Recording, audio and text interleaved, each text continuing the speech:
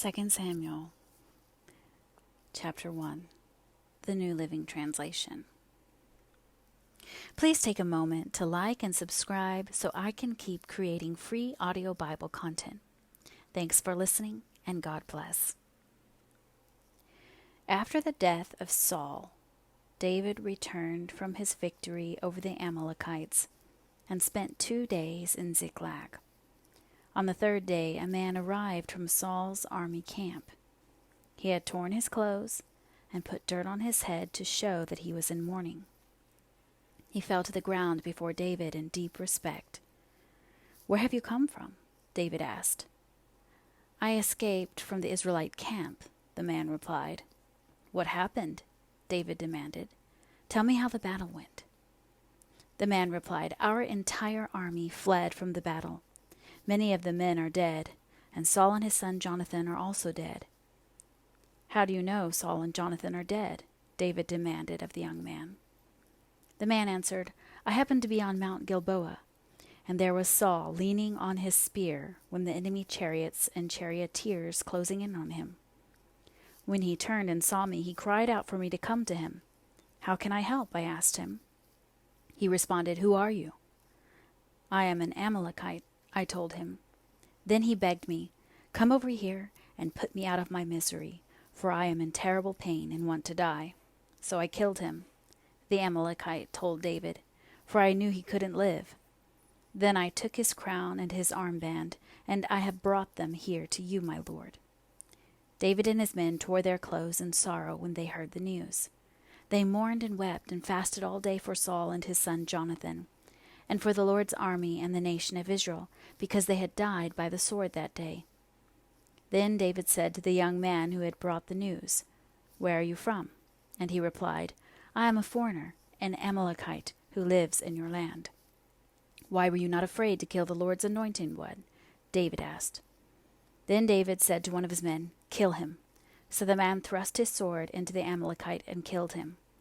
"You have condemned yourself," David said, "for you yourself confessed that you killed the Lord's anointed one." Then David composed a funeral song for Saul and Jonathan, and he commanded that it be taught to the people of Judah. It is known as the Song of the Bow, and it is recorded in the book of Jashar. "Your pride and joy, O Israel, lies dead on the hills. Oh, how the mighty heroes have fallen. Don't announce the news in Gath. Don't proclaim it in the streets of Ashkelon, where the daughters of the Philistines will rejoice, and the pagans will laugh in triumph. O mountains of Gilboa, let there be no dew or rain upon you, nor fruitful fields producing offerings of grain. For there the shield of the mighty heroes was defiled. The shield of Saul will no longer be anointed with oil. The bow of Jonathan was powerful, and the sword of Saul did its mighty work. They shed the blood of their enemies and pierced the bodies of mighty heroes. How beloved and gracious were Saul and Jonathan. They were together in life and in death. They were swifter than eagles, stronger than lions. O women of Israel, weep for Saul, for he dressed you in luxurious scarlet clothing, in garments decorated with gold. Oh, how the mighty heroes have fallen in battle. Jonathan lies dead on the hills. How I weep for you, my brother Jonathan. Oh, how much I loved you, and your love for me was deep, deeper than the love of women. Oh, how the mighty heroes have fallen. Stripped of their weapons, they lie dead." After this, David asked the Lord, "Should I move back to one of the towns of Judah?" "Yes," the Lord replied. Then David asked, "Which town should I go to?" "To Hebron," the Lord answered. David's 2 wives were Ahinoam from Jezreel and Abigail, the widow of Nabal from Carmel. So David and his wives and his men and their families all moved to Judah, and they settled in the villages near Hebron. Then the men of Judah came to David and anointed him king over the people of Judah. When David heard that the men of Jabesh Gilead had buried Saul, he sent them this message, "May the Lord bless you for being so loyal to your master Saul and giving him a decent burial. May the Lord be loyal to you in return and reward you with his unfailing love. And I too will reward you for what you have done. Now that Saul is dead, I ask you to be my strong and loyal subjects, like the people of Judah, who have anointed me as their new king." But Abner, son of Ner, the commander of Saul's army, had already gone to Mahanaim with Saul's son Ishbosheth. There he proclaimed Ishbosheth king over Gilead, Jezreel, Ephraim, Benjamin, the land of the Asherites, and all the rest of Israel. Ishbosheth, Saul's son, was 40 years old when he became king, and he ruled from Mahanaim for 2 years. Meanwhile, the people of Judah remained loyal to David. David made Hebron his capital, and he ruled as king of Judah for 7.5 years. One day Abner led Ishbosheth's troops from Mahanaim to Gibeon. About the same time, Joab, son of Zeruiah, led David's troops out and met them at the pool of Gibeon. The two groups sat down there, facing each other from opposite sides of the pool. Then Abner suggested to Joab, "Let's have a few of our warriors fight hand to hand here in front of us." "All right," Joab agreed. So 12 men were chosen to fight from each side. 12 men of Benjamin, representing Ishbosheth, son of Saul, and 12 representing David. Each one grabbed his opponent by the hair and thrust his sword into the other's side so that all of them died. So this place at Gibeon has been known ever since as the Field of Swords.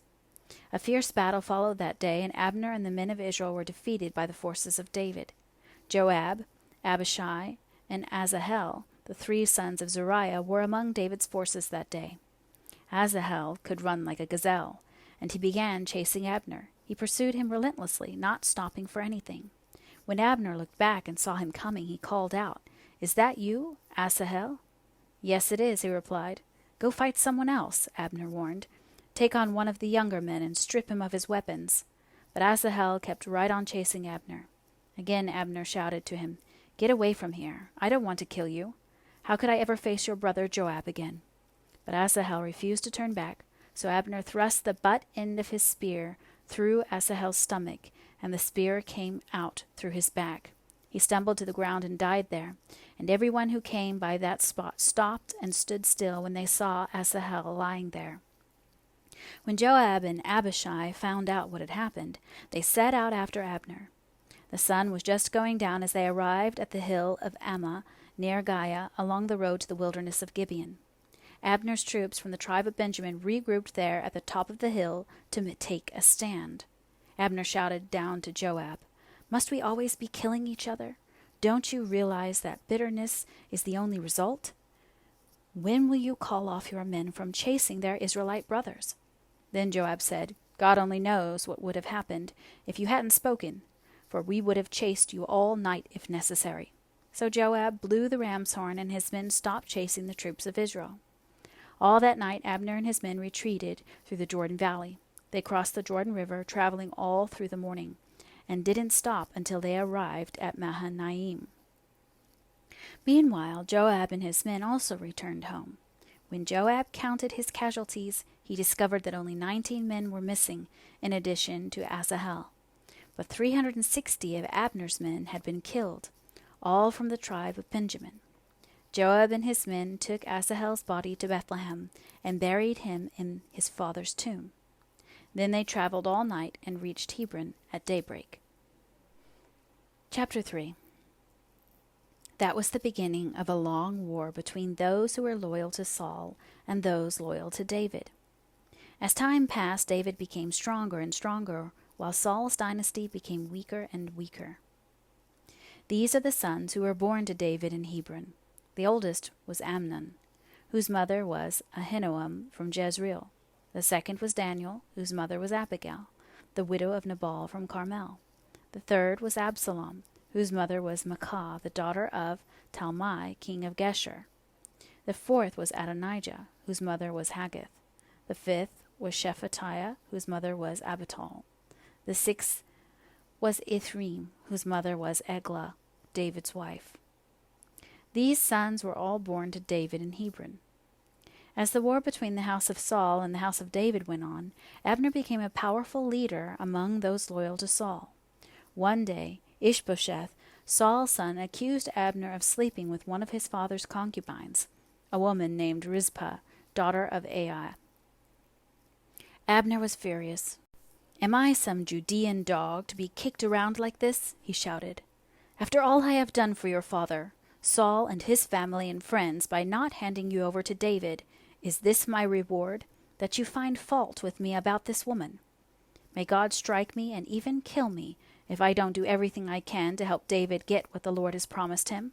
I'm going to take Saul's kingdom and give it to David. I will establish the throne of David over Israel as well as Judah, all the way from Dan in the north to Beersheba in the south." Ishbosheth didn't dare say another word, because he was afraid of what Abner might do. Then Abner sent messengers to David, saying, "Doesn't the entire land belong to you? Make a solemn pact with me, and I will help turn over all of Israel to you." "All right," David replied, "but I will not negotiate with you unless you bring back my wife Michal, Saul's daughter, when you come." David then sent this message to Ishbosheth, Saul's son: "Give me back my wife Michal, for I bought her with the lives of 100 Philistines." So Ishbosheth took Michal away from her husband, Palti, son of Laish. Palti followed along behind her as far as Bahurim, weeping as he went. Then Abner told him, "Go back home." So Palti returned. Meanwhile Abner had consulted with the elders of Israel. "For some time now," he told them, "you have wanted to make David your king. Now is the time, for the Lord has said, I have chosen David to save my people Israel from the hands of the Philistines and from all their other enemies." Abner also spoke with the men of Benjamin. Then he went to Hebron to tell David that all the people of Israel and Benjamin had agreed to support him. When Abner and 20 of his men came to Hebron, David entertained them with a great feast.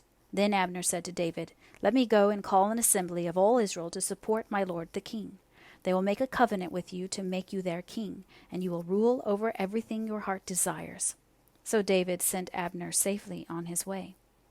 But just after David had sent Abner away in safety, Joab and some of David's troops returned from a raid, bringing much plunder with them. When Joab arrived, he was told that Abner had just been there visiting the king and had been sent away in safety. Joab rushed to the king and demanded, "What have you done? What do you mean by letting Abner get away? You know perfectly well that he came to spy on you and find out everything you're doing." Joab then left David and sent messengers to catch up with Abner, asking him to return. They found him on the well of Sirah and brought him back, though David knew nothing about it. When Abner arrived back at Hebron, Joab took him aside at the gateway as if to speak with him privately, but then he stabbed Abner in the stomach and killed him in revenge for killing his brother Asahel. When David heard about it, he declared, "I vow by the Lord that I and my kingdom are forever innocent of this crime against Abner son of Ner. Joab and his family are the guilty ones. May the family of Joab be cursed in every generation with a man who has open sores or leprosy, or who walks on crutches, or dies by the sword, or begs for food." So Joab and his brother Abishai killed Abner, because Abner had killed their brother Asahel at the battle of Gibeon. Then David said to Joab and all those who were with him, "Tear your clothes and put on burlap. Mourn for Abner." And King David himself walked behind the procession to the grave. They buried Abner in Hebron, and the king and all the people wept at his graveside. Then the king sang this funeral song for Abner. "Should Abner have died as fools die? Your hands were not bound, your feet were not chained. No, you were murdered, the victim of a wicked plot." All the people wept again for Abner. David had refused to eat anything on the day of the funeral, and now everyone begged him to eat. But David had made a vow, saying, "May God strike me and even kill me if I eat anything before sundown." This pleased the people very much. In fact, everything the king did pleased them. So everyone in Judah and all Israel understood that David was not responsible for Abner's death. Then King David said to his officials, "Don't you realize that a great commander has fallen today in Israel? And even though I am the anointed king, these 2 sons of Zeruiah, Joab and Abishai, are too strong for me to control. So may the Lord repay these evil men for their evil deeds." Please take a moment to like and subscribe so I can keep creating free audio Bible content. Thanks for listening, and God bless. Chapter 4. The Murder of Ishbosheth. When Ishbosheth, Saul's son, heard about Abner's death at Hebron, he lost all courage, and all Israel became paralyzed with fear. Now there were 2 brothers, Baanah and Rechab, who were captains of Ishbosheth's raiding parties. They were sons of Rimnon, a member of the tribe of Benjamin, who lived in Beroth. The town of Beeroth is now part of Benjamin's territory, because the original people of Beeroth fled to Gittaim, where they still live as foreigners. Saul's son Jonathan had a son named Mephibosheth, who was crippled as a child. He was 5 years old when the report came from Jezreel that Saul and Jonathan had been killed in battle. When the child's nurse heard the news, she picked him up and fled. But as she hurried away, she dropped him, and he became crippled. One day Rechab and Baanah, the sons of Rimmon from Beeroth, went to Ishbosheth's house around noon as he was taking his midday rest. The doorkeeper, who had been sifting wheat, became drowsy and fell asleep. So Rechab and Baanah slipped past her. They went into the house and found Ishbosheth sleeping on his bed. They struck and killed him and cut off his head. Then, taking his head with them, they fled across the Jordan Valley through the night. When they arrived at Hebron, they presented Ishbosheth's head to David. "Look," they exclaimed to the king, "here is the head of Ishbosheth, the son of your enemy Saul, who tried to kill you. Today the Lord has given my lord the king revenge on Saul and his entire family." But David said to Rechab and Baanah, "The Lord who saves me from all my enemies is my witness. Someone once told me Saul is dead, thinking he was bringing me good news, but I seized him and killed him at Ziklag. That's the reward I gave him for this news. How much more should I reward evil men who have killed an innocent man in his own house and on his own bed? Shouldn't I hold you responsible for his blood and rid the earth of you?" So David ordered his young men to kill them, and they did. They cut off their hands and feet and hung their bodies beside the pool in Hebron. Then they took Ishbosheth's head and buried it in Abner's tomb in Hebron. Chapter 5. Then all the tribes of Israel went to David at Hebron and told him, "We are your own flesh and blood. In the past, when Saul was our king, you were the one who really led the forces of Israel. And the Lord told you, 'You will be the shepherd of my people Israel. You will be Israel's leader.'"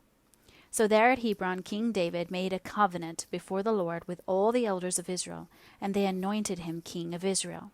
David was 30 years old when he began to reign, and he reigned 40 years in all. He had reigned over Judah from Hebron for 7 years and 6 months, and from Jerusalem he reigned over all Israel and Judah for 33 years. David then led his men to Jerusalem to fight against the Jebusites, the original inhabitants of the land who were living there. The Jebusites taunted David, saying, "You'll never get in here. Even the blind and lame could keep you out." For the Jebusites thought they were safe. But David captured the fortress of Zion, which is now called the City of David. On the day of the attack, David said to his troops, "I hate those lame and blind Jebusites. Whoever attacks them should strike by going into the city through the water tunnel." That is the origin of the saying, "The blind and the lame may not enter the house." So David made the fortress his home, and he called it the City of David.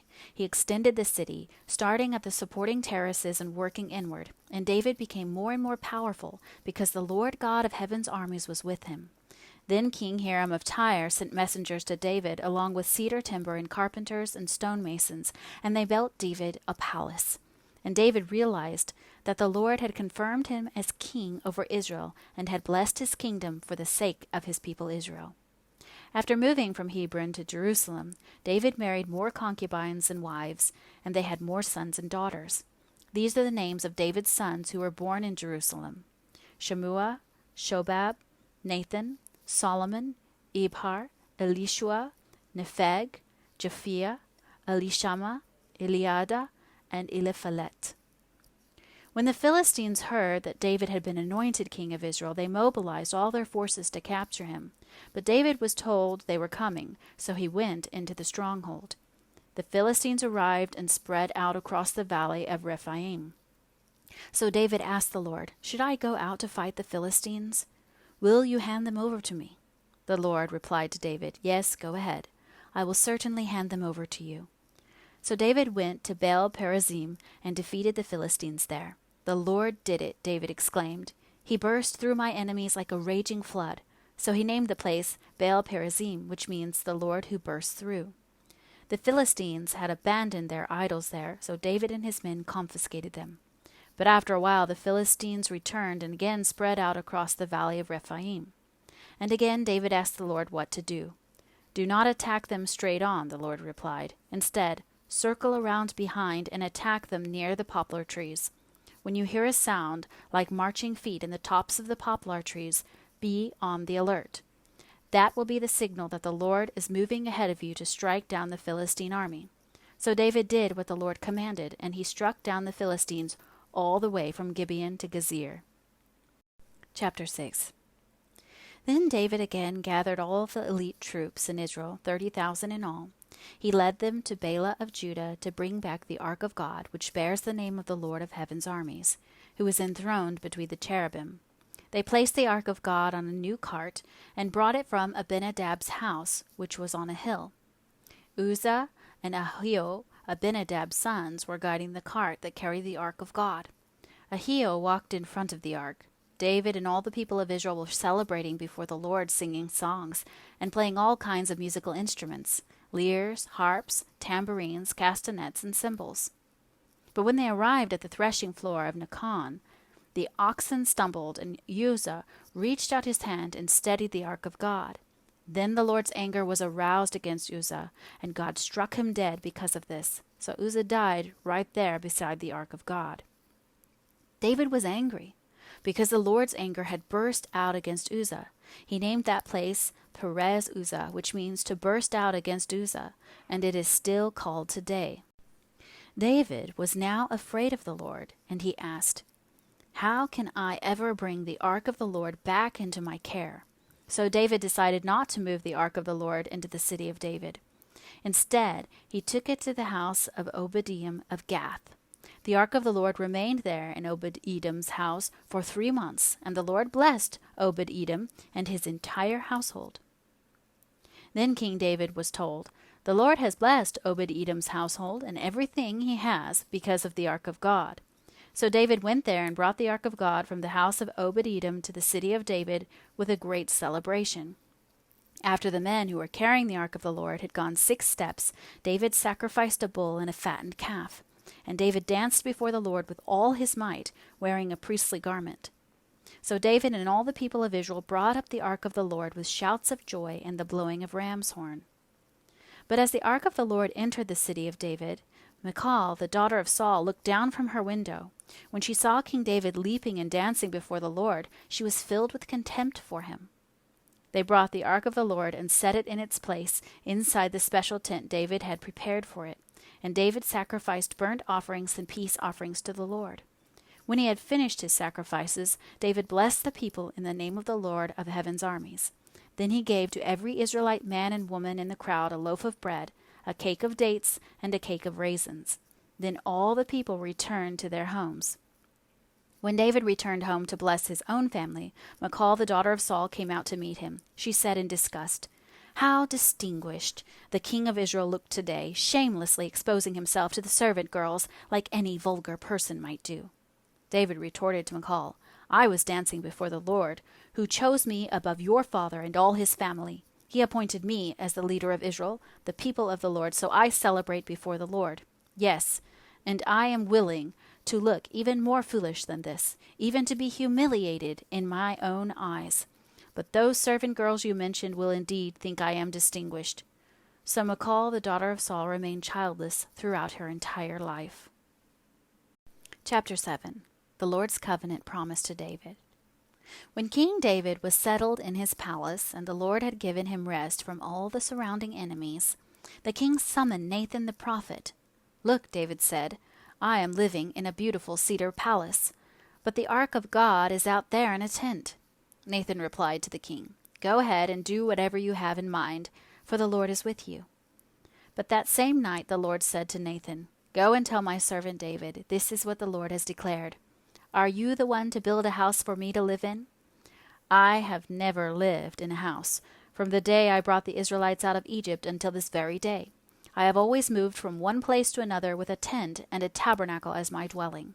Yet no matter where I have gone with the Israelites, I have never once complained to Israel's tribal leaders, the shepherds of my people Israel. I have never asked them, 'Why haven't you built me a beautiful cedar house?' Now go and say to my servant David, 'This is what the Lord of heaven's armies has declared. I took you from tending sheep in the pasture and selected you to be the leader of my people Israel. I have been with you wherever you have gone, and I have destroyed all your enemies before your eyes. Now I will make your name as famous as anyone who has ever lived on the earth. And I will provide a homeland for my people Israel, planting them in a secure place where they will never be disturbed. Evil nations won't oppress them as they've done in the past, starting from the time I appointed judges to rule my people Israel. And I will give you rest from all your enemies. Furthermore, the Lord declares that he will make a house for you, a dynasty of kings. For when you die and are buried with your ancestors, I will raise up one of your descendants, your own offspring, and I will make his kingdom strong. He is the one who will build a house, a temple for my name, and I will secure his royal throne forever. I will be his father, and he will be my son. If he sins, I will correct and discipline him with the rod, like any father would do. But my favor will not be taken from him, as I took it from Saul, whom I removed from your sight.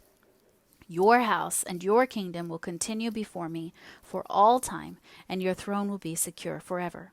So Nathan went back to David and told him everything the Lord had said in this vision.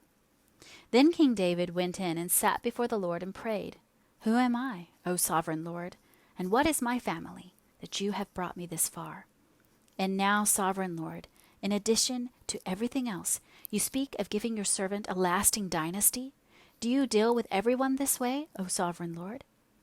What more can I say to you? You know what your servant is really like, sovereign Lord. Because of your promise and according to your will, you have done all these great things and have made them known to your servant. How great you are, O sovereign Lord! There is no one like you. We have never even heard of another God like you. What other nation on earth is like your people Israel? What other nation, O God, have you redeemed from slavery to be your own people? You made a great name for yourself when you redeemed your people from Egypt. You performed awesome miracles and drove out the nations and gods that stood in their way. You made Israel your very own people forever, and you, O Lord, became their God. And now, O Lord God, I am your servant. Do as you have promised concerning me and my family. Confirm it as a promise that will last forever, and may your name be honored forever, so that everyone will say, 'The Lord of heaven's armies is God over Israel,' and may the house of your servant David continue before you forever. O Lord of heaven's armies, God of Israel, I have been bold enough to pray this prayer to you, because you have revealed all this to your servant, saying, 'I will build a house for you, a dynasty of kings.' For you are God, O sovereign Lord, your words are truth, and you have promised these good things to your servant. And now, may it please you to bless the house of your servant, so that it may continue forever before you. For you have spoken, and when you grant a blessing to your servant, O sovereign Lord, it is an eternal blessing." Chapter 8, David's Military Victories. Please take a moment to like and subscribe so I can keep creating free audio Bible content. Thanks for listening, and God bless. After this, David defeated and subdued the Philistines by conquering Gath, their largest town. David also conquered the land of Moab. He made the people lie down on the ground in a row, and he measured them off in groups with a length of rope. He measured off 2 groups to be executed, for every one group to be spared. The Moabites, who were spared, became David's subjects and paid him tribute money. David also destroyed the forces of Hadadezer, son of Rehob, king of Zobah, when Hadadezer marched out to strengthen his control along the Euphrates River. David captured 1,000 chariots, 7,000 charioteers, and 20,000 foot soldiers. He crippled all the chariot horses except enough for 100 chariots. When Arameans from Damascus arrived to help King Hadadezer, David killed 22,000 of them. Then he placed several army garrisons in Damascus, the Aramean capital, and the Arameans became David's subjects and paid him tribute money. So the Lord made David victorious wherever he went. David brought the gold shields of Hadadezer's officers to Jerusalem, along with a large amount of bronze from Hadadezer's towns of Tebah and Berothai. When King Toi of Hamath heard that David had destroyed the entire army of Hadadezer, he sent his son Joram to congratulate King David for his successful campaign. Hadadezer and Toi had been enemies and were often at war. Joram presented David with many gifts of silver, gold, and bronze. King David dedicated all these gifts to the Lord, as he did with the silver and gold from the other nations he had defeated, from Edom, Moab, Ammon, Philistia, and Amalek, and from Hadadezer son of Rehob, king of Zobah. So David became even more famous when he returned from destroying 18,000 Edomites in the Valley of Salt. He placed army garrisons throughout Edom, and all the Edomites became David's subjects. In fact, the Lord made David victorious wherever he went. So David reigned over all Israel and did what was just and right for all his people. Joab, son of Zeruiah, was commander of the army. Jehoshaphat, son of Ahilud, was the royal historian. Zadok, son of Ahitub, and Ahimelech, son of Abiathar, were the priests. Sariah was the court secretary. Benaiah, son of Jehoiada, was captain of the king's bodyguard, and David's sons served as priestly leaders. Chapter 9. One day David asked, "Is anyone in Saul's family still alive? Anyone to whom I can show kindness for Jonathan's sake?" He summoned a man named Ziba, who had been one of Saul's servants. "Are you Ziba?" the king asked. "Yes, sir, I am," Ziba replied. The king then asked him, "Is anyone still alive from Saul's family? If so, I want to show God's kindness to them." Ziba replied, "Yes, one of Jonathan's sons is still alive. He is crippled in both feet." "Where is he?" the king asked. "In Lo-debar," Ziba told him, "at the home of Machir, son of Ammiel." So David sent for him and brought him from Machir's home. His name was Mephibosheth. He was Jonathan's son and Saul's grandson. When he came to David, he bowed low to the ground in deep respect. David said, "Greetings, Mephibosheth." Mephibosheth replied, "I am your servant." "Don't be afraid," David said. "I intend to show kindness to you because of my promise to your father, Jonathan. I will give you all the property that once belonged to your grandfather Saul, and you will eat here with me at the king's table." Mephibosheth bowed respectfully and exclaimed, "Who is your servant, that you should show such kindness to a dead dog like me?" Then the king summoned Saul's servant Ziba and said, "I have given your master's grandson everything that belonged to Saul and his family. You and your sons and servants are to farm the land for him to produce food for your master's household. But Mephibosheth, your master's grandson, will eat here at my table." Ziba had 15 sons and 20 servants. Ziba replied, "Yes, my lord the king, I am your servant, and I will do all that you have commanded." And from that time on, Mephibosheth ate regularly at David's table, like one of the king's own sons. Mephibosheth had a young son named Micah. From then on, all the members of Ziba's household were Mephibosheth's servants, and Mephibosheth, who was crippled in both feet, lived in Jerusalem and ate regularly at the king's table. Chapter 10. Sometime after this, King Nahash of the Ammonites died, and his son Hanun became king. David said, "I'm going to show loyalty to Hanun, just as his father, Nahash, was always loyal to me." So David sent ambassadors to express sympathy to Hanun about his father's death. But when David's ambassadors arrived in the land of Ammon, the Ammonite commanders said to Hanun, their master, "Do you really think these men are coming here to honor your father? No. David has sent them to spy out the city so they can come in and conquer it." So Hanun seized David's ambassadors and shaved off half of each man's beard, cut off their robes at the buttocks, and sent them back to David in shame. When David heard what had happened, he sent messengers to tell the men, "Stay at Jericho until your beards grow out and then come back," for they felt deep shame because of their appearance. When the people of Ammon realized how seriously they had angered David, they sent and hired 20,000 Aramean foot soldiers from the lands of Beth-Rehob and Zobah, 1,000 from the king of Maacah, and 12,000 from the land of Tob. When David heard about this, he sent Joab and all his warriors to fight them. The Ammonite troops came out and drew up their battle lines at the entrance of the city gate, while the Arameans from Zobah and Rehob and the men from Tob and Maacah positioned themselves to fight in the open fields. When Joab saw that he would have to fight on both the front and the rear, he chose some of Israel's elite troops and placed them under his personal command to fight the Arameans in the fields. He left the rest of the army under the command of his brother Abishai, who was to attack the Ammonites. "If the Arameans are too strong for me, then come over and help me," Joab told his brother. "And if the Ammonites are too strong for you, I will come and help you. Be courageous. Let us fight bravely for our people and the cities of our God. May the Lord's will be done." When Joab and his troops attacked, the Arameans began to run away, and when the Ammonites saw the Arameans run, they ran from Abishai and retreated into the city.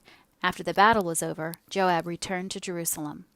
The Arameans now realized that they were no match for Israel, so when they regrouped, they were joined by additional Aramean troops summoned by Hadadezer from the other side of the Euphrates River. These troops arrived at Helam under the command of Shobach, the commander of Hadazer's forces. When David heard what was happening, he mobilized all Israel, crossed the Jordan River, and led the army to Helam. The Arameans positioned themselves in battle formation and fought against David. But again the Arameans fled from the Israelites. This time David's forces killed 700 charioteers and 40,000 foot soldiers, including Shobach, the commander of their army. When all the kings allied with Hadadezer saw that they had been defeated by Israel, they surrendered to Israel and became their subjects. After that, the Arameans were afraid to help the Ammonites. Chapter 11. In the spring of the year, when kings normally go out to war, David sent Joab and the Israelite army to fight the Ammonites. They destroyed the Ammonite army and laid siege to the city of Rabbah. However, David stayed behind in Jerusalem.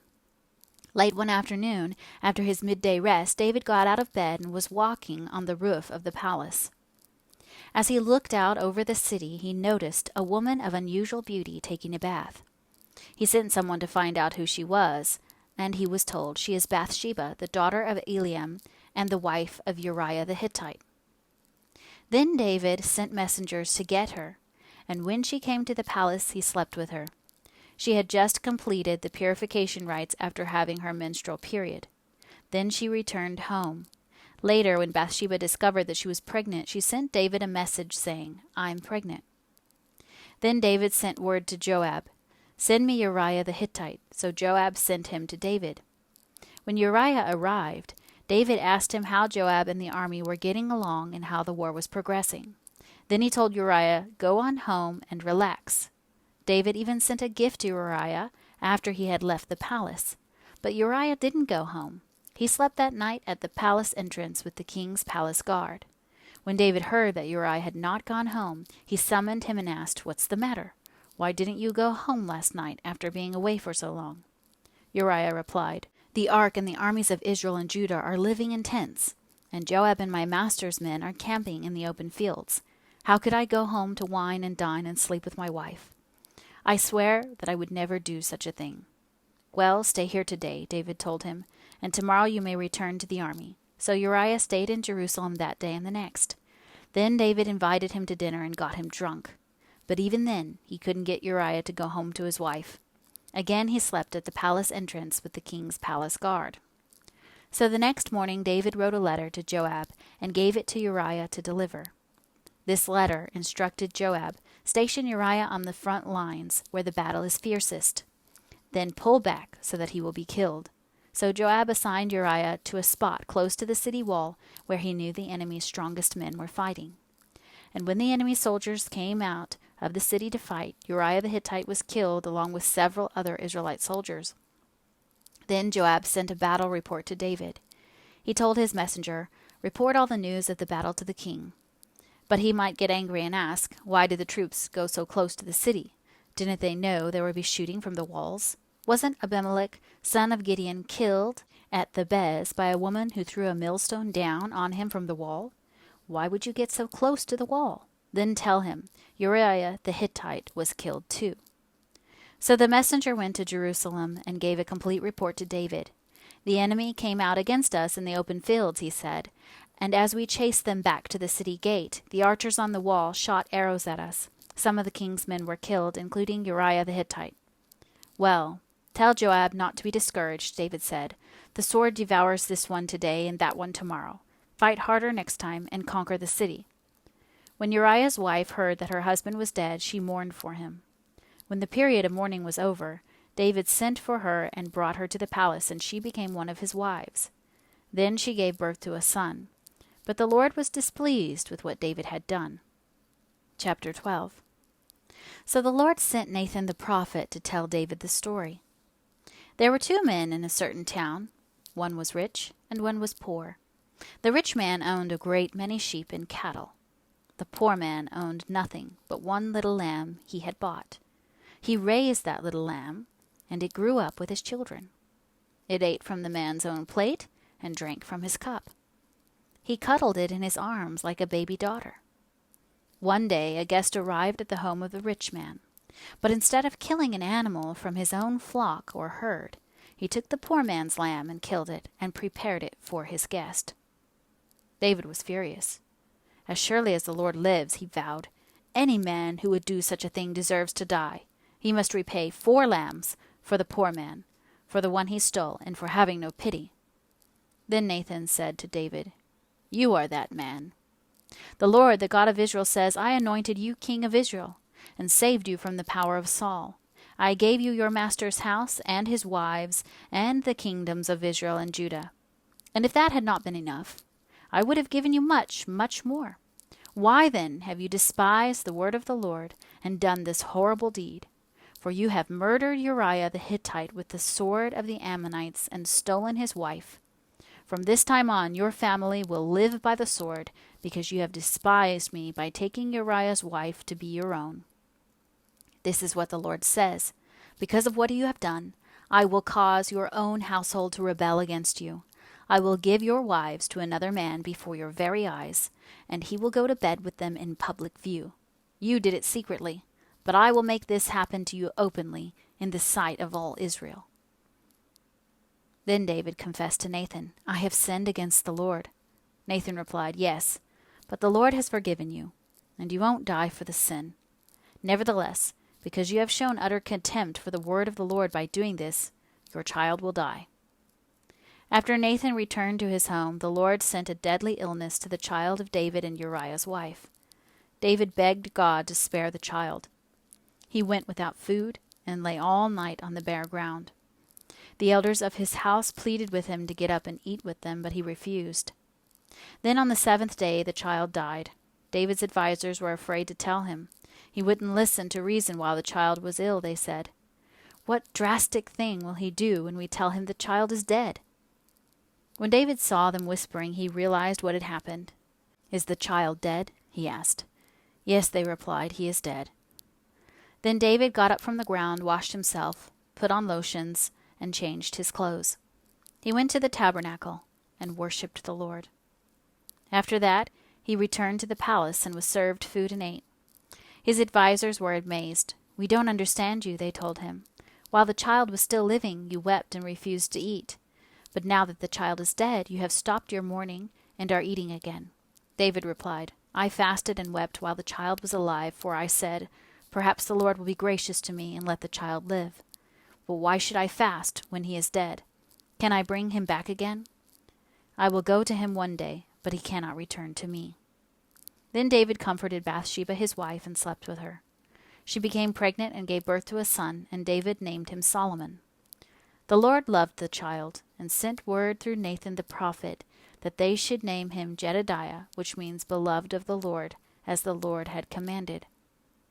Meanwhile, Joab was fighting against Rabbah, the capital of Ammon, and he captured the royal fortifications. Joab sent messengers to tell David, "I have fought against Rabbah and captured its water supply. Now bring the rest of the army and capture the city. Otherwise, I will capture it and get credit for the victory." So David gathered the rest of his army and went to Rabbah, and he fought against it and captured it. David removed the crown from the king's head, and it was placed on his own head. The crown was made of gold and set with gems, and it weighed 75 pounds. David took a vast amount of plunder from the city. He also made slaves of the people of Rabbah and forced them to labor with saws, iron picks, and iron axes, and to work in the brick kilns. That is how he dealt with the people of the Ammonite towns. Then David and all the army returned to Jerusalem. Chapter 13. Now David's son Absalom had a beautiful sister named Tamar, and Amnon, her half-brother, fell desperately in love with her. Amnon became so obsessed with Tamar that he became ill. She was a virgin, and Amnon thought he could never have her. But Amnon had a very crafty friend, his cousin, Jonadab. He was the son of David's brother, Shimeah. One day Jonadab said to Ammon, "What's the trouble? Why should the son of a king look so dejected morning after morning?" So Amnon told him, "I am in love with Tamar, my brother Absalom's sister." "Well," Jonadab said, "I'll tell you what to do. Go back to bed and pretend you are ill. When your father comes to see you, ask him to let Tamar come and prepare some food for you. Tell him you'll feel better if she prepares it as you watch and feeds you with her own hands." So Amnon lay down and pretended to be sick, and when the king came to see him, Amnon asked him, "Please let my sister Tamar come and cook my favorite dish as I watch. Then I can eat it from her own hands." So David agreed and sent Tamar to Amnon's house to prepare some food for him. When Tamar arrived at Amnon's house, she went to the place where he was lying down, so he could watch her mix some dough. Then she baked his favorite dish for him. But when she set the serving tray before him, he refused to eat. "Everyone, get out of here," Amnon told his servants, so they all left. Then he said to Tamar, "Now bring the food into my bedroom and feed it to me here." So Tamar took his favorite dish to him. But as she was feeding him, he grabbed her and demanded, "Come to bed with me, my darling sister." "No, my brother," she cried. "Don't be foolish. Don't do this to me. Such wicked things aren't done in Israel. Where could I go in my shame? And you would be called one of the greatest fools in Israel. Please, just speak to the king about it, and he will let you marry me." But Amnon wouldn't listen to her, and since he was stronger than she was, he raped her. Then suddenly Amnon's love turned to hate, and he hated her even more than he had loved her. "Get out of here," he snarled at her. "No, no," Tamar cried. "Sending me away now is worse than what you've already done to me." But Amnon wouldn't listen to her. He shouted for his servant and demanded, "Throw this woman out and lock the door behind her." So the servant put her out and locked the door behind her. She was wearing a long, beautiful robe, as was the custom in those days for the king's virgin daughters. But now Tamar tore her robe and put ashes on her head, and then with her face in her hands she went away crying. Her brother Absalom saw her and asked, "Is it true that Amnon has been with you? Well, my sister, keep quiet for now, since he's your brother. Don't worry about it." So Tamar lived as a desolate woman in her brother Absalom's house. When King David heard what had happened, he was very angry. And though Absalom never spoke to Amnon about this, he hated Amnon deeply because of what he had done to his sister. 2 years later, when Absalom's sheep were being sheared at Baal Hazor near Ephraim, Absalom invited all the king's sons to come to a feast. He went to the king and said, "My sheep shearers are now at work. Would the king and his servants please come to celebrate the occasion with me?" The king replied, "No, my son. If we all came, we would be too much of a burden on you." Absalom pressed him, but the king would not come, though he gave Absalom his blessing. "Well then," Absalom said, "if you can't come, how about sending my brother Amnon with us?" "Why Amnon?" the king asked. But Absalom kept on pressing the king until he finally agreed to let all his sons attend, including Amnon. So Absalom prepared a feast fit for a king. Absalom told his men, "Wait until Amnon gets drunk. Then, at my signal, kill him. Don't be afraid. I'm the one who has given the command. Take courage and do it." So at Absalom's signal, they murdered Amnon. Then the other sons of the king jumped on their mules and fled. As they were on the way back to Jerusalem, this report reached David. "Absalom has killed all the king's sons. Not one is left alive." The king got up, tore his robes, and threw himself on the ground. His advisers also tore their clothes in horror and sorrow. But just then, Jonadab, the son of David's brother Shimeah, arrived and said, "No, don't believe that all the king's sons have been killed. It was only Amnon. Absalom has been plotting this ever since Amnon raped his sister Tamar. No, my lord the king, your sons aren't all dead. It was only Amnon." Meanwhile, Absalom escaped. Then the watchman on the Jerusalem wall saw a great crowd coming down on the hill on the road from the west. He ran to tell the king, "I see a crowd of people coming from the Horonaim road along the side of the hill." "Look," Jonadab told the king, "there they are now." The king's sons are coming, just as I said." They soon arrived, weeping and sobbing, and the king and all his servants wept bitterly with him. And David mourned many days for his son Amnon. Absalom fled to his grandfather, Talmai, son of Ammihud, the king of Geshur. He stayed there in Geshur for 3 years, and King David, now reconciled to Amnon's death, longed to be reunited with his son Absalom. Chapter 14. Joab realized how much the king longed to see Absalom. So he sent for a woman from Tekoa, who had a reputation for great wisdom. He said to her, "Pretend you are in mourning, wear mourning clothes, and don't put on lotions. Act like a woman who has been mourning for the dead for a long time. Then go to the king and tell him the story I am about to tell you." Then Joab told her what to say. When the woman from Tekoa approached the king, she bowed with her face to the ground in deep respect and cried out, "O king, help me." "What's the trouble?" the king asked. "Alas, I am a widow," she replied. "My husband is dead. My 2 sons had a fight in the field, and since no one was there to stop it, one of them was killed. Now the rest of my family is demanding, 'Let us have your son. We will execute him for murdering his brother.' He doesn't deserve to inherit his family's property. They want to extinguish the only coal I have left, and my husband's name and family will disappear from the face of the earth." "Leave it to me," the king told her. "Go home, and I'll see to it that no one touches him." "Oh, thank you, my lord the king," the woman from Tekoa replied. "If you are criticized for helping me, let the blame fall on me and on my father's house, and let the king and his throne be innocent." "If anyone objects," the king said, "bring him to me. I can assure you he will never harm you again."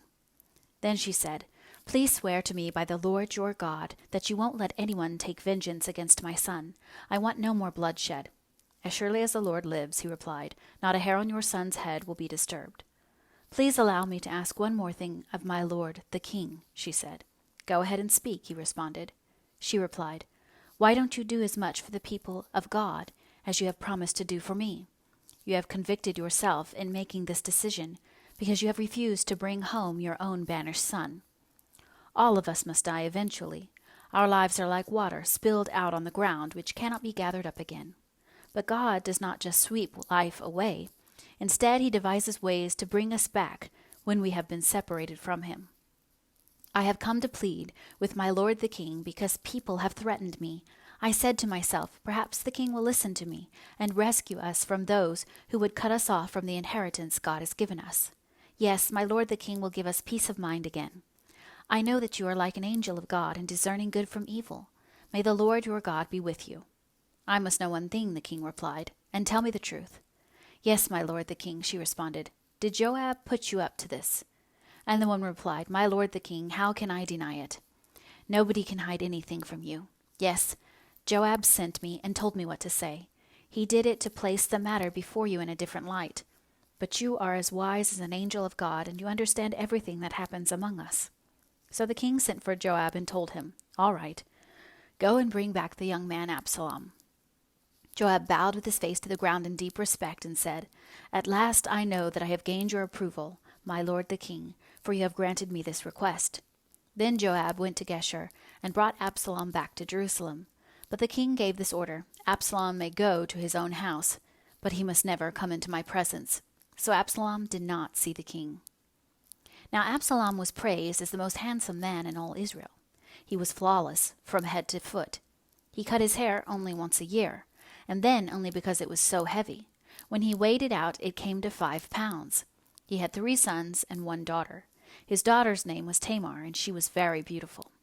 Absalom lived in Jerusalem for 2 years, but he never got to see the king. Then Absalom sent for Joab to ask him to intercede for him, but Joab refused to come. Absalom sent for him a second time, but again Joab refused to come.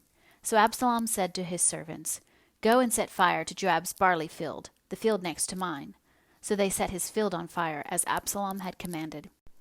Then Joab came to Absalom at his house and demanded, "Why did your servants set my field on fire?" And Absalom replied, "Because I wanted you to ask the king why he brought me back from Geshur if he didn't intend to see me.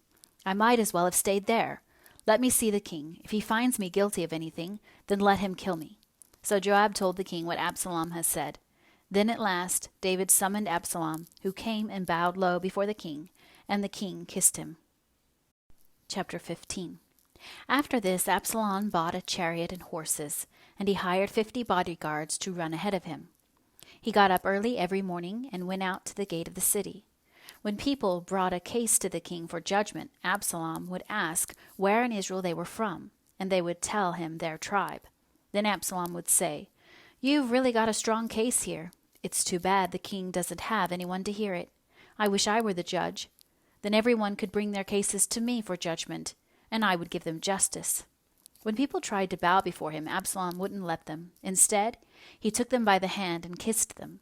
Absalom did this with everyone who came to the king for judgment, and so he stole the hearts of all the people of Israel. After 4 years, Absalom said to the king, "Let me go to Hebron to offer a sacrifice to the Lord and fulfill a vow I made to him. For while your servant was at Geshur in Aram, I promised to sacrifice to the Lord in Hebron if he would bring me back to Jerusalem." "All right," the king told him, "go and fulfill your vow." So Absalom went to Hebron, but while he was there he sent secret messengers to all the tribes of Israel to stir up a rebellion against the king. "As soon as you hear the ram's horn," his message read, "you are to say, 'Absalom has been crowned king in Hebron.'" He took 200 men from Jerusalem with him as guests, but they knew nothing of his intentions. While Absalom was offering the sacrifices, he sent for Ahithophel, one of David's counselors who lived in Gilo. Soon, many others also joined Absalom, and the conspiracy gained momentum. A messenger soon arrived in Jerusalem to tell David, "All Israel has joined Absalom in a conspiracy against you." "Then we must flee at once, or it will be too late," David urged his men. "Hurry! If we get out of the city before Absalom arrives, both we and the city of Jerusalem will be spared from disaster." "We are with you," his advisers replied. "Do what you think is best." So the king and all his household set out at once. He left no one behind except 10 of his concubines to look after the palace. The king and all his people set out on foot, pausing at the last house, to let all the king's men move past to lead the way. There were 600 men from Gath who had come with David, along with the king's bodyguard. Then the king turned and said to Ittai, a leader of the men from Gath, "Why are you coming with us? Go on back to King Absalom, for you are a guest in Israel, a foreigner in exile. You arrived only recently, and should I force you today to wander with us? I don't even know where we will go. Go on back and take your kinsmen with you, and may the Lord show you his unfailing love and faithfulness." But Ittai said to the king, "I vow by the Lord and by your own life that I will go wherever my lord the king goes, no matter what happens, whether it means life or death." David replied, "All right, come with us." So Ittai and all his men and their families went along. Everyone cried loudly as the king and his followers passed by. They crossed the Kidron Valley and then went out toward the wilderness. Zadok and all the Levites also came along, carrying the Ark of the Covenant of God. They set down the Ark of God, and Abiathar offered sacrifices until everyone had passed out of the city. Then the king instructed Zadok to take the Ark of God back into the city. "If the Lord sees fit," David said, "he will bring me back to see the Ark and the tabernacle again. But if he is through with me, then let him do what seems best to him." The king also told Zadok the priest, "Look, here is my plan. You and Abiathar should return quietly to the city with your son Ahimaaz and Abiathar's son Jonathan. I will stop at the shallows of the Jordan River and wait there for a report from you." So Zadok and Abiathar took the Ark of God back to the city and stayed there. David walked up the road to the Mount of Olives, weeping as he went. His head was covered, and his feet were bare as a sign of mourning. And the people who were with him covered their heads and wept as they climbed the hill. When someone told David that his adviser, Ahithophel, was now backing Absalom, David prayed, "O Lord, let Ahithophel give Absalom foolish advice." When David reached the summit of the Mount of Olives, where people worshipped God, Hushai the Archite was waiting there for him. Hushai had torn his clothing and put dirt on his head as a sign of mourning. But David told him, "If you go with me, you will only be a burden. Return to Jerusalem and tell Absalom, 'I will now be your adviser, O king, just as I was your father's adviser in the past.' Then you can frustrate and counter Ahithophel's advice. Zadok and Abiathar the priests will be there. Tell them about the plans being made in the king's palace, and they will send their sons Ahimaaz and Jonathan to tell me what is going on." So David's friend Hushai returned to Jerusalem, getting there just as Absalom arrived. Chapter 16. When David had gone a little beyond the summit of the Mount of Olives, Ziba, the servant of Mephibosheth, was waiting there for him. He had 2 donkeys loaded with 200 loaves of bread, 100 clusters of raisins, 100 bunches of summer fruit, and a wineskin full of wine. "What are these for?" the king asked Ziba. Ziba replied, "The donkeys are for the king's people to ride on, and the bread and summer fruit are for the young men to eat. The wine is for those who become exhausted in the wilderness." "And where is Mephibosheth, Saul's grandson?" the king asked him. "He stayed in Jerusalem," Ziba replied. "He said, 'Today I will get back the kingdom of my grandfather Saul.'" "In that case," the king told Ziba, "I give you everything Mephibosheth owns." "I bow before you," Ziba replied. "May I always be pleasing to you, my lord the king." As King David came to Bahurim, a man came out of the village cursing them. It was Shimei, son of Gera, from the same clan as Saul's family. He threw stones at the king and the king's officers and all the mighty warriors who surrounded him. "Get out of here, you murderer, you scoundrel," he shouted at David. "The Lord is paying you back for all the bloodshed in Saul's clan. You stole his throne, and now the Lord has given it to your son Absalom. At last you will taste some of your own medicine, for you are a murderer." "Why should this dead dog curse my lord the king?" Abishai, son of Zeruiah, demanded. "Let me go over and cut off his head." "No," the king said. "Who asked your opinion? You sons of Zeruiah. If the Lord has told him to curse me, who are you to stop him?" Then David said to Abishai and to all his servants, "My own son is trying to kill me. Doesn't this relative of Saul have even more reason to do so? Leave him alone and let him curse, for the Lord has told him to do it. And perhaps the Lord will see that I am being wronged and will bless me because of these curses today." So David and his men continued down the road, and Shimei kept pace with them on a nearby hillside, cursing and throwing stones and dirt at David. The king and all who were with him grew weary along the way, so they rested when they reached the Jordan River. Meanwhile, Absalom and all the army of Israel arrived at Jerusalem, accompanied by Ahithophel. When David's friend Hushai the Archite arrived, he went immediately to see Absalom. "Long live the king!" he exclaimed. "Long live the king!" "Is this the way you treat your friend David?" Absalom asked him. "Why aren't you with him?" "I'm here because I belong to the man who is chosen by the Lord and by all the men of Israel," Hushai replied. "And anyway, why shouldn't I serve you? Just as I was your father's advisor, now I will be your advisor." Then Absalom turned to Ahithophel and asked him, "What should I do next?"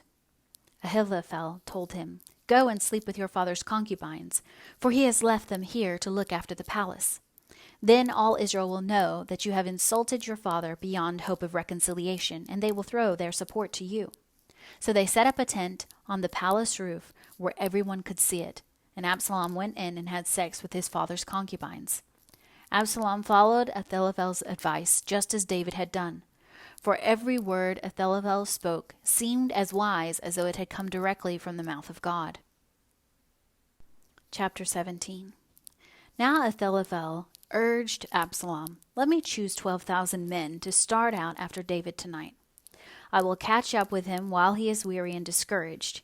He and his troops will panic, and everyone will run away. Then I will kill only the king, and I will bring all the people back to you as a bride returns to her husband. After all, it is only one man's life that you seek. Then you will be at peace with all the people." This plan seemed good to Absalom and to all the elders of Israel. But then Absalom said, "Bring in Hushai the Archite. Let's see what he thinks about this." When Hushai arrived, Absalom told him what Ahithophel had said. Then he asked, "What is your opinion? Should we follow Ahithophel's advice? If not, what do you suggest?" "Well," Hushai replied to Absalom, "this time Ahithophel has made a mistake. You know your father and his men. They are mighty warriors. Right now they are as enraged as a mother bear who has been robbed of her cubs. And remember that your father is an experienced man of war. He won't be spending the night among the troops. He is probably already hidden in some pit or cave. And when he comes out and attacks and a few of your men fall, there will be panic among your troops, and the word will spread that Absalom's men are being slaughtered. Then even the bravest soldiers, though they have the heart of a lion, will be paralyzed with fear. for all Israel knows what a mighty warrior your father is and how courageous his men are. I recommend that you mobilize the entire army of Israel, bringing them from as far away as Dan in the north and Beersheba in the south. That way you will have an army as numerous as the sand on the seashore, and I advise that you personally lead the troops. When we find David, we'll fall on him like dew that falls on the ground. Then neither he nor any of his men will be left alive. And if David were to escape into some town, you will have all Israel there at your command. Then we can take ropes and drag the walls of the town in the nearest valley until every stone is torn down." Then Absalom and all the men of Israel said, "Hushai's advice is better than Ahithophel's." For the Lord had determined to defeat the counsel of Ahithophel, which really was the better plan, so that he could bring disaster on Absalom. Hushai told Zadok and Abiathar the priests what Ahithophel had said to Absalom and the elders of Israel, and what he himself had advised instead. "Quick," he told them, "find David and urge him not to stay at the shallows of the Jordan River tonight. He must go across at once into the wilderness beyond. Otherwise he will die and his entire army with him. Jonathan and Ahimaaz has been staying at En-Rogel, so as not to be seen entering and leaving the city. Arrangements had been made for a servant girl to bring them the message they were to take to King David. But a boy spotted them at En-Rogel, and he told Absalom about it. So they quickly escaped to Bahurim, where a man hid them down inside a well in his courtyard. The man's wife put a cloth over the top of the well and scattered grain on it to dry in the sun, so no one suspected they were there. When Absalom's men arrived, they asked her, "Have you seen Ahimaaz and Jonathan?" The woman replied, "They were here, but they crossed over the brook." Absalom's men looked for them without success and returned to Jerusalem. Then the two men crawled out of the well and hurried on to King David. "Quick," they told him, "cross the Jordan tonight." And they told him how Ahithophel had advised that he be captured and killed. So David and all the people with him went across the Jordan River during the night, and they were all on the other bank before dawn. When Ahithophel realized that his advice had not been followed, he saddled his donkey and went to his hometown, set his affairs in order, and hanged himself. He died there and was buried in the family tomb. David soon arrived at Mahanaim. By now Absalom had mobilized the entire army of Israel and was leading his troops across the Jordan River. Absalom had appointed Amasa as commander of his army, replacing Joab, who had been commander under David. Amasa was Joab's cousin. His father was Jether, an Ishmaelite. His mother, Abigail, daughter of Nahash, was the sister of Joab's mother, Zeruiah. Absalom and the Israelite army set up camp in the land of Gilead. When David arrived at Mahanaim, he was warmly greeted by Shobi, son of Nahash, who came from Rabbah of the Ammonites, and by Machir, son of Amiel, from Lo-debar, and by Barzillai of Gilead, from Rogalim. They brought sleeping mats, cooking pots, serving bowls, wheat and barley, flour and roasted grain, beans, lentils, honey, butter, sheep, goats, and cheese for David and those who were with him. For they said, "You must all be very hungry and tired and thirsty after your long march through the wilderness." Chapter 18. David now mustered the men who were with him and appointed generals and captains to lead them. He sent the troops out in 3 groups, placing one group under Joab, one under Joab's brother Abishai, son of Zeruiah, and one under Ittai, the man from Gath. The king told his troops, "I am going out with you." But his men objected strongly. "You must not go," they urged. "If we have to turn and run, and even if half of us die, it will make no difference to Absalom's troops. They will be looking only for you. You are worth 10,000 of us, and it is better that you stay here in the town and send help if we need it." "If you think that's the best plan, I'll do it," the king answered. So he stood alongside the gate of the towns as all the troops marched out in groups of hundreds and of thousands. And the king gave this command to Joab, Abishai, and Ittai: "For my sake, deal gently with young Absalom." And all the troops heard the king give this order to his commanders. So the battle began in the forest of Ephraim, and the Israelite troops were beaten back by David's men. There was a great slaughter that day, and 20,000 men laid down their lives. The battle raged all across the countryside, and more men died because of the forest than were killed by the sword. During the battle, Absalom happened to come upon some of David's men. He tried to escape on his mule, but as he rode beneath the thick branches of a great tree, his hair got caught in the tree. His mule kept going and left him dangling in the air. One of David's men saw what had happened and told Joab, I saw Absalom dangling from a great tree." "What?" Joab demanded. "You saw him there and didn't kill him? I would have rewarded you with 10 pieces of silver and a hero's belt." "I would not kill the king's son for even 1,000 pieces of silver," the man replied to Joab. "We all heard the king say to you and Abishai and Ittai, 'For my sake, please spare young Absalom.' And if I had betrayed the king by killing his son, and the king would certainly find out who did it, you yourself would be the first to abandon me." "Enough of this nonsense," Joab said. Then he took 3 daggers and plunged them into Absalom's heart as he dangled, still alive, in the great tree. 10 of Joab's young armor-bearers then surrounded Absalom and killed him. Then Joab blew the ram's horn, and his men returned from chasing the army of Israel. They threw Absalom's body into a deep pit in the forest and piled a great heap of stones over it, and all Israel fled to their homes. During his lifetime, Absalom had built a monument to himself in the king's valley, for he said, "I have no son to carry on my name." He named the monument after himself, and it is known as Absalom's monument to this day. Then Zadok's son, Ahimaaz, said, "Let me run to the king with the good news that the Lord has rescued him from his enemies." "No," Joab told him, "it wouldn't be good news to the king that his son is dead.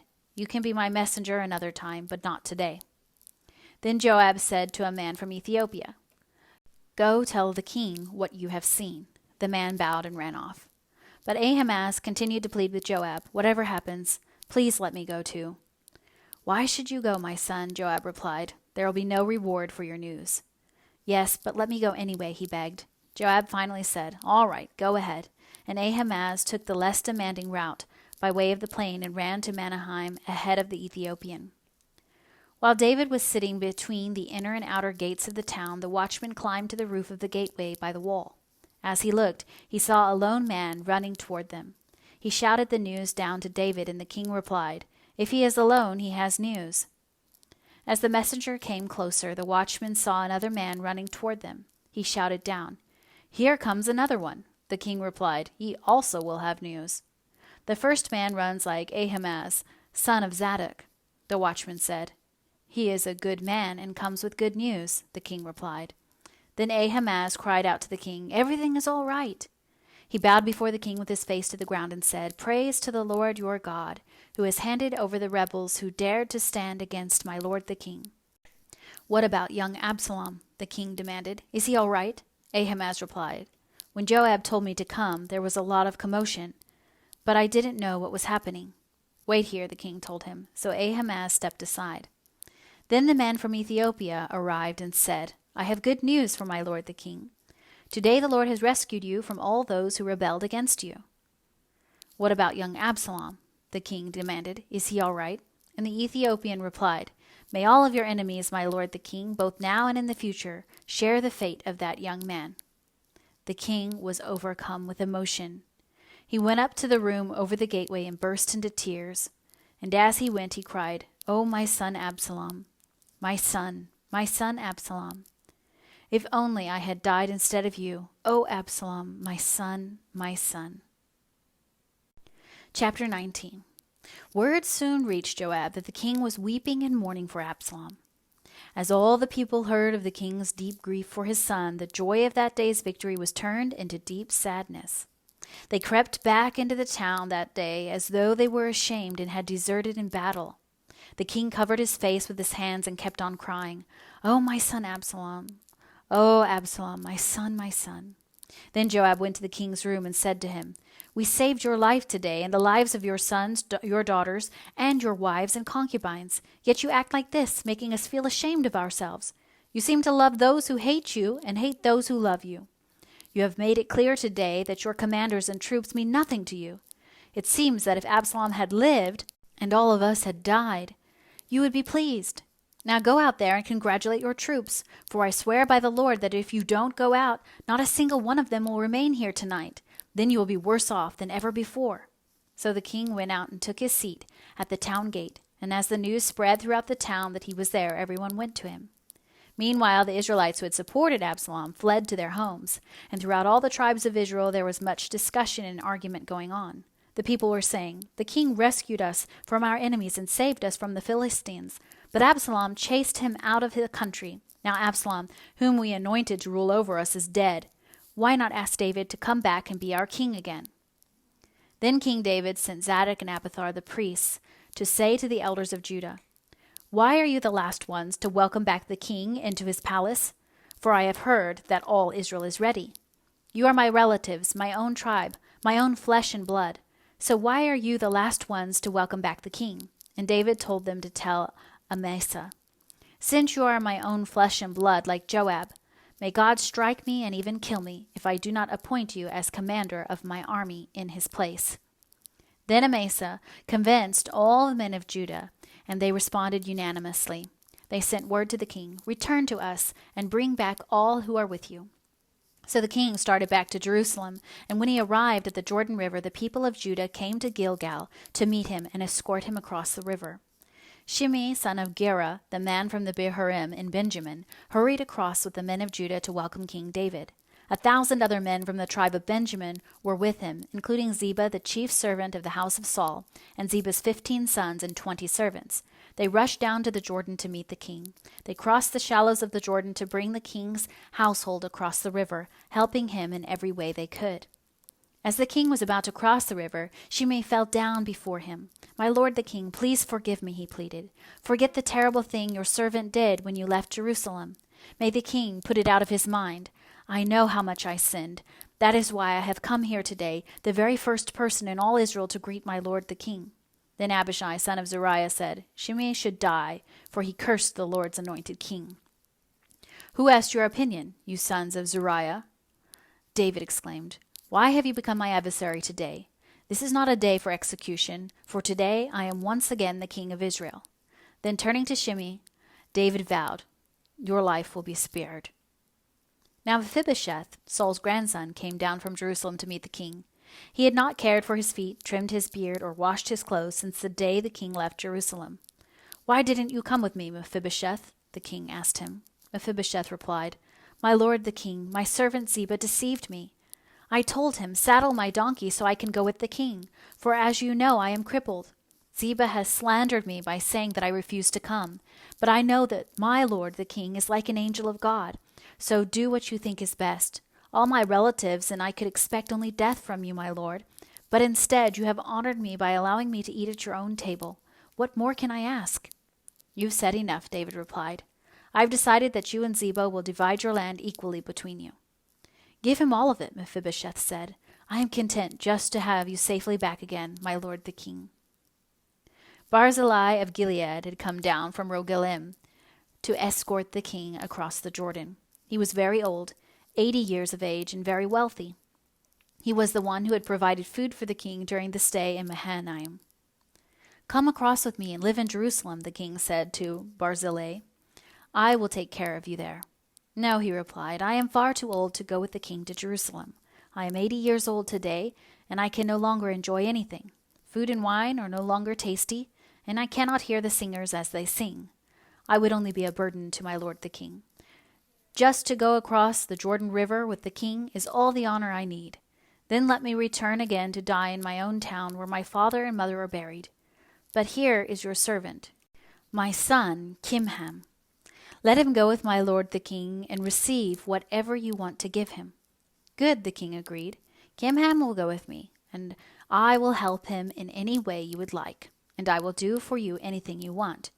So all the people crossed the Jordan with the king. After David had blessed Barzillai and kissed him, Barzillai returned to his own home. The king then crossed over to Gilgal, taking Kimham with him. All the troops of Judah and half the troops of Israel escorted the king on his way. But all the men of Israel complained to the king. "The men of Judah stole the king and didn't give us the honor of helping to take you, your household, and all your men across the Jordan." The men of Judah replied, "The king is one of our own kinsmen. Why should this make you angry? We haven't eaten any of the king's food or received any special favors." "But there are 10 tribes in Israel," the others replied, "so we have 10 times as much right to the king as you do. What right do you have to treat us with such contempt? Weren't we the first to speak of bringing him back to be our king again?" The argument continued back and forth, and the men of Judah spoke even more harshly than the men of Israel. Chapter 20. There happened to be a troublemaker there named Sheba, son of Bichri, a man from the tribe of Benjamin. Sheba blew a ram's horn and began to chant, "Down with the dynasty of David! We have no interest in the son of Jesse. Come on, you men of Israel, back to your homes." So all the men of Israel deserted David and followed Sheba son of Bichri. But the men of Judah stayed with their king and escorted him from the Jordan River to Jerusalem. When David came to his palace in Jerusalem, he took the 10 concubines he had left to look after the palace and placed them in seclusion. Their needs were provided for, but he no longer slept with them. So each of them lived like a widow until she died. Then the king told Amasa, "Mobilize the army of Judah within 3 days and report back at that time." So Amasa went out to notify Judah, but it took him longer than the time he had been given. Then David said to Abishai, "Sheba son of Bichri is going to hurt us more than Absalom did. Quick, take my troops and chase after him before he gets into a fortified town where we can't reach him." So Abishai and Joab, together with the king's bodyguard and all the mighty warriors, set out from Jerusalem to go after Sheba. As they arrived at the great stone in Gibeon, Amasa met them. Joab was wearing his military tunic with a dagger strapped to his belt. As he stepped forward to greet Amasa, he slipped the dagger from its sheath. "How are you, my cousin?" Joab said, and took him by the beard with his right hand as though to kiss him. Amasa didn't notice the dagger in his left hand, and Joab stabbed him in the stomach with it, so that his insides gushed out onto the ground. Joab did not need to strike again, and Amasa soon died. Joab and his brother Abishai left him lying there and continued after Sheba. One of Joab's young men shouted to Amasa's troops, "If you are for Joab and David, come and follow Joab." But Amasa lay in his blood in the middle of the road, and Joab's man saw that everyone was stopping to stare at him. So he pulled him off the robe into a field and threw a cloak over him. With Amasa's body out of the way, everyone went on with Joab to capture Sheba, son of Bichri. Meanwhile, Sheba traveled through all the tribes of Israel and eventually came to the town of Abel-Beth-Maachah. All the members of his own clan, the Bichrites, assembled for battle and followed him into the town. When Joab's forces arrived, they attacked Abel-Beth-Maachah. They built a siege ramp against the town's fortifications and began battering down the wall. But a wise woman in the town called out to Joab, "Listen to me, Joab. Come over here so I can talk to you." As he approached, the woman asked, "Are you Joab?" "I am," he replied. So she said, "Listen carefully to your servant." "I'm listening," he said. Then she continued, "There used to be a saying, if you want to settle an argument, ask advice at the town of Abel. I am one who is peace-loving and faithful in Israel, but you are destroying an important town in Israel. Why do you want to devour what belongs to the Lord?" And Joab replied, "Believe me, I don't want to devour or destroy your town. That's not my purpose. All I want is a man named Sheba, son of Bichri, from the hill country of Ephraim, who has revolted against King David. If you hand over this one man to me, I will leave the town in peace." "All right," the woman replied. "We will throw his head over the wall to you." Then the woman went to all the people with her wise advice, and they cut off Sheba's head and threw it out to Joab. So he blew the ram's horn and called his troops back from the attack. They all returned to their homes, and Joab returned to the king at Jerusalem. Now Joab was the commander of the army of Israel. Benaiah, son of Jehoiada, was captain of the king's bodyguard. Adoniram was in charge of forced labor. Jehoshaphat, son of Ahilud, was the royal historian. Sheva was the court secretary. Zadok and Abiathar were the priests, and Ira, a descendant of Jair, was David's personal priest. Chapter 21. There was a famine during David's reign that lasted for 3 years. So David asked the Lord about it. And the Lord said, "The famine has come because Saul and his family are guilty of murdering the Gibeonites." So the king summoned the Gibeonites. They were not part of Israel, but were all that was left of the nation of the Amorites. The people of Israel had sworn not to kill them, but Saul, in his zeal for Israel and Judah, had tried to wipe them out. David asked them, "What can I do for you? How can I make amends so that you will bless the Lord's people again?" "Well, money can't settle this matter between us and the family of Saul," the Gibeonites replied. "Neither can we demand the life of anyone in Israel." "What can I do then?" David asked. "Just tell me, and I will do it for you." Then they replied, "It was Saul who planned to destroy us, to keep us from having any place at all in the territory of Israel. So let 7 of Saul's sons be handed over to us, and we will execute them before the Lord at Gibeon, on the mountain of the Lord." "All right," the king said, "I will do it." The king spared Jonathan's son, Mephibosheth, who was Saul's grandson, because of the oath David and Jonathan had sworn before the Lord. But he gave them Saul's 2 sons, Armoni and Mephibosheth, whose mother was Rizpah, daughter of Ai. He also gave them the 5 sons of Saul's daughter, Merab, the wife of Adriel, son of Barzillai from Meholah. The men of Gibeon executed them on the mountain before the Lord. So all 7 of them died together at the beginning of the barley harvest.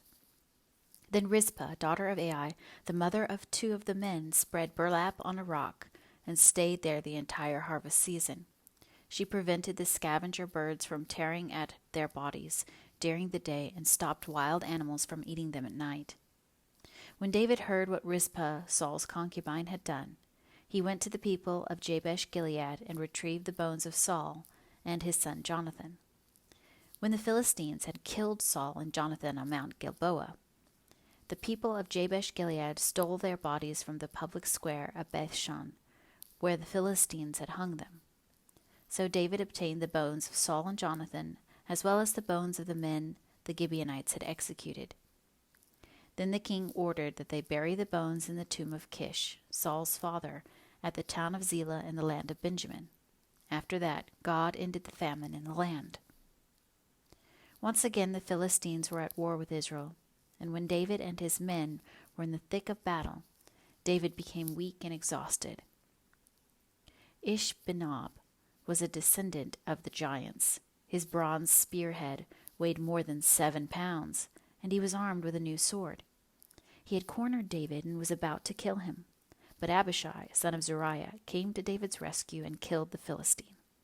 Then David's men declared, "You are not going out to battle with us again. Why risk snuffing out the light of Israel?" After this, there was another battle against the Philistines at Gob. As they fought, Sibbecai from Hushah killed Saph, another descendant of the giants. During another battle at Gob, Elhanan, son of Jair from Bethlehem, killed the brother of Goliath of Gath. The handle of his spear was as thick as a weaver's beam. In another battle with the Philistines at Gath, they encountered a huge man with 6 fingers on each hand and 6 toes on each foot, 24 in all, who was also a descendant of the giants. But when he defied and taunted Israel, he was killed by Jonathan, the son of David's brother Shimei. These 4 Philistines were descendants of the giants of Gath, but David and his warriors killed them. Chapter 22. David sang this song to the Lord on the day the Lord rescued him from all his enemies and from Saul. He sang, "The Lord is my rock, my fortress, and my Savior. My God is my rock, in whom I find protection. He is my shield, the power that saves me, and my place of safety. He is my refuge, my Savior, the one who saves me from violence. I called on the Lord who is worthy of praise, and he saved me from my enemies. The waves of death overwhelmed me. Floods of destruction swept over me. The grave wrapped its ropes around me. Death laid a trap in my path. But in my distress I cried out to the Lord. Yes, I cried to my God for help. He heard me from his sanctuary. My cry reached his ears. Then the earth quaked and trembled. The foundations of the heavens shook. They quaked because of his anger. Smoke poured from his nostrils. Fierce flames leaped from his mouth. Glowing coals blazed forth from him. He opened the heavens and came down. Dark storm clouds were beneath his feet. Mounted on a mighty angelic being, he flew, soaring on the wings of the wind. He shrouded himself in darkness, veiling his approach with dense rain clouds. A great brightness shone around him, and burning coals blazed forth. The Lord thundered from heaven. The voice of the Most High resounded. He shot arrows and scattered his enemies. His lightning flashed, and they were confused. Then at the command of the Lord, at the blast of his breath, the bottom of the sea could be seen, and the foundations of the earth were laid bare. He reached down from heaven and rescued me. He drew me out of deep waters. He rescued me from my powerful enemies, from those who hated me and were too strong for me. They attacked me at a moment when I was in distress, but the Lord supported me. He led me to a place of safety. He rescued me because he delights in me. The Lord rewarded me for doing right. He restored me because of my innocence. For I have kept the ways of the Lord. I have not turned from my God to follow evil. I have followed all his regulations. I have never abandoned his decrees. I am blameless before God. I have kept myself from sin. The Lord rewarded me for doing right. He has seen my innocence. To the faithful you show yourself faithful. To those with integrity you show integrity. To the pure you show yourself pure. But to the crooked you show yourself shrewd. You rescue the humble, but your eyes watch the proud and humiliate them. O Lord, you are my lamp. The Lord lights up my darkness. In your strength I can crush an army. With my God I can scale any wall. God's way is perfect. All the Lord's promises prove true. He is a shield for all who look to him for protection. For who is God except the Lord? Who but our God is a solid rock? God is my strong fortress, and he makes my way perfect. He makes me as sure-footed as a deer, enabling me to stand on mountain heights. He trains my hands for battle. He strengthens my arm to draw a bronze bow. You have given me your shield of victory. Your help has made me great. You have made a wide path for my feet to keep them from slipping. I chased my enemies and destroyed them. I did not stop until they were conquered. I consumed them. I struck them down so they did not get up. They fell beneath my feet. You have armed me with strength for the battle. You have subdued my enemies under my feet. You placed my foot on their necks. I have destroyed all who hated me. They looked for help, but no one came to their rescue. They even cried to the Lord, but he refused to answer. I ground them as fine dust of the earth. I trampled them in the gutter like dirt. You gave me victory over my accusers. You preserved me as the ruler over nations. People I don't even know now serve me. Foreign nations cringe before me. As soon as they hear of me, they submit. They all lose their courage and come trembling from their strongholds.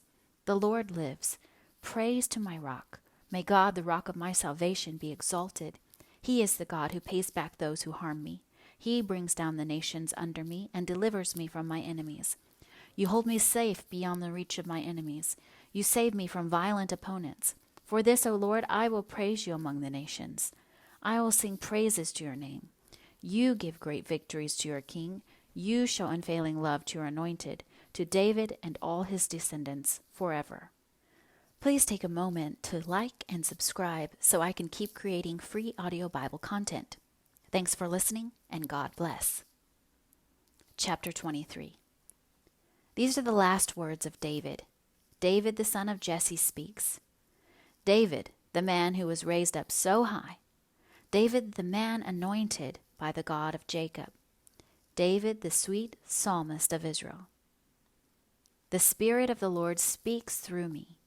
His words are upon my tongue. The God of Israel spoke. The Rock of Israel said to me, the one who rules righteously, who rules in the fear of God, is like the light of morning at sunrise, like a morning without clouds, like the gleaming of the sun on new grass after rain. Is it not my family God has chosen? Yes, he has made an everlasting covenant with me. His agreement is arranged and guaranteed in every detail. He will ensure my safety and success. But the godless are like thorns to be thrown away, for they tear the hand that touches them. One must use iron tools to chop them down. They will be totally consumed by fire. These are the names of David's mightiest warriors. The first was Jashobeam, the Hachmonite, who was leader of the three mightiest warriors among David's men. He once used his spear to kill 800 enemy warriors in a single battle. Next in rank among the three was Eleazar, son of Dodai, a descendant of Ahoah.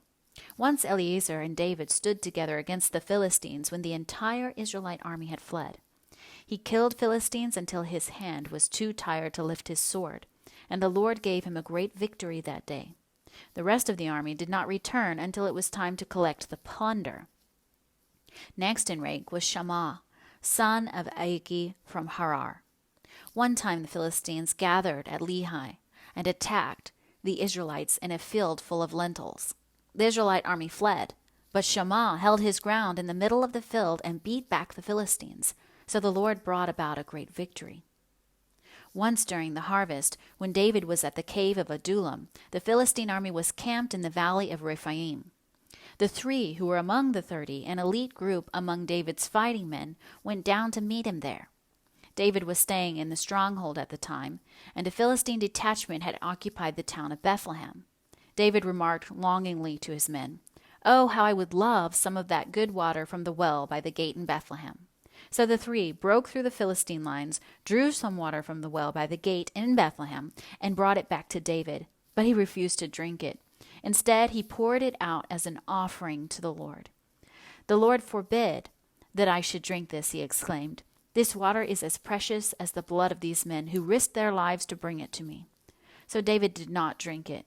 These are examples of the exploits of the 3. Abishai, son of Zeruiah, the brother of Joab, was the leader of the 30. He once used his spear to kill 300 enemy warriors in a single battle. It was by such feats that he became as famous as the 3. Abishai was the most famous of the 30 and was their commander, though he was not one of the 3. There was also Benaiah, son of Jehoiada, a valiant warrior from Kabzeel.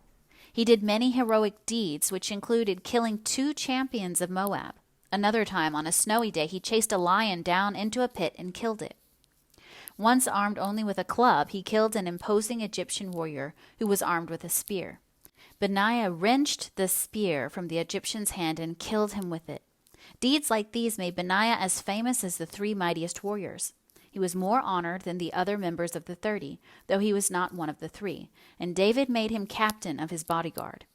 Other members of the 30 included Asahel, Joab's brother, Elhanan, son of Dodo from Bethlehem, Shammah from Harod, Elika from Harod, Helez from Pilon, Ira, son of Ikesh from Tekoa, Abizar from Anathoth, Sibekai from Hushah, Zalman from Ahoah, Maharai from Netophah, Heled, son of Benah from Netophah, Ittai, son of Ribai from Gibeah in the land of Benjamin, Benaiah from Pirathon, Hirai from Nahel Gash, Abi Albon from Arabah, Azmaveth from Baharim, Eliba from Shelbon, the sons of Jashan, Jonathan, son of Shagi from Harar, Ahiam, son of Sharara from Harar, Eliphelet, son of Ahabashi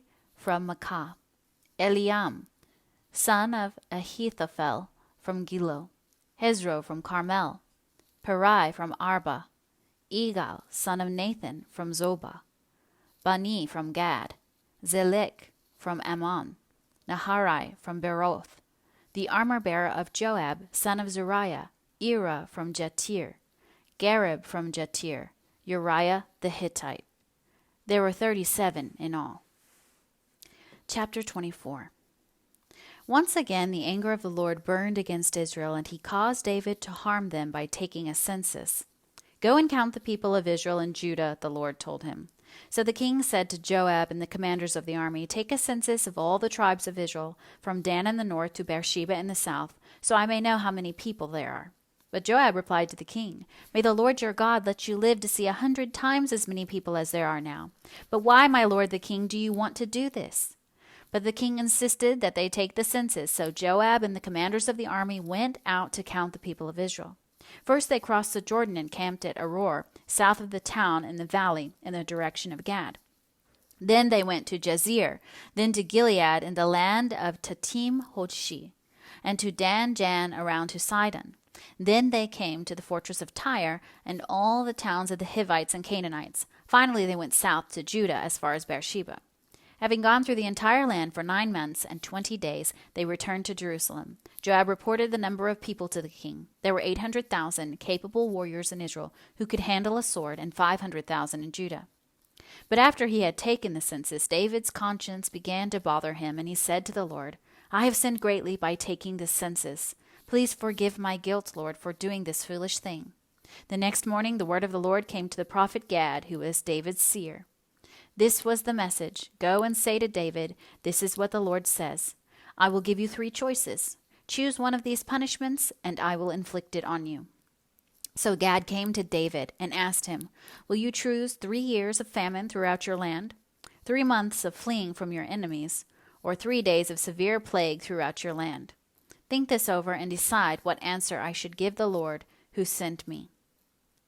I'm in a desperate situation, David replied to Gad, but let us fall into the hands of the Lord, for his mercy is great. Do not let me fall into human hands. So the Lord sent a plague upon Israel that morning, and it lasted for 3 days. A total of 70,000 people died throughout the nation, from Dan in the north to Beersheba in the south. But as the angel was preparing to destroy Jerusalem, the Lord relented and said to the death angel, stop, that is enough. At that moment the angel of the Lord was by the threshing floor of Araunah the Jebusite. When David saw the angel, he said to the Lord, I am the one who has sinned and done wrong, but these people are as innocent as sheep. What have they done? Let your anger fall against me and my family. That day Gad came to David and said to him, go up and build an altar to the Lord on the threshing floor of Araunah the Jebusite.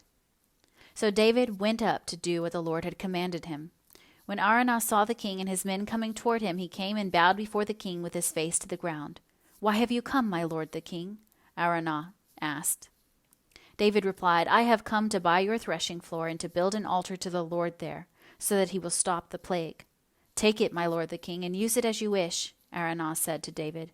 Here are oxen for the burnt offering, and you can use the threshing and ox yokes for wood to build a fire on the altar.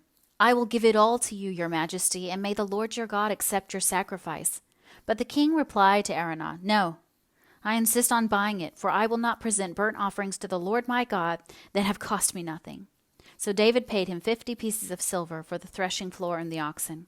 David built an altar there to the Lord and sacrificed burnt offerings and peace offerings, and the Lord answered his prayer for the land, and the plague on Israel was stopped.